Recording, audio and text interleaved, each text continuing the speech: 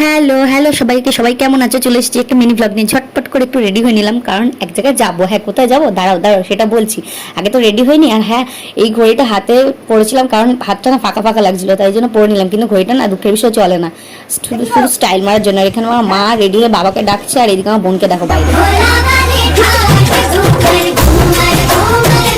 বেচারা কিন্তু ভালোই ঘুরছিল, লজ্জা পেয়ে গেছে। আর এদিকে দেখো আমার মা আর ছোট বোন টুকটুক করে নেমে আছে। মানে দাঁড়া দাঁড়া মিনু, যাস না আমাকে ছাড়া। কি পাকার কি কার কথা শুনে আমরা এখানে নিচে দাঁড়িয়ে আছি, গাড়িতে এবার উঠে পড়লাম। আর চুলটা না ছেড়ে রাখা অসম্ভব ব্যাপার, তাই টুক করে একটা কোপা করে নিয়েছি।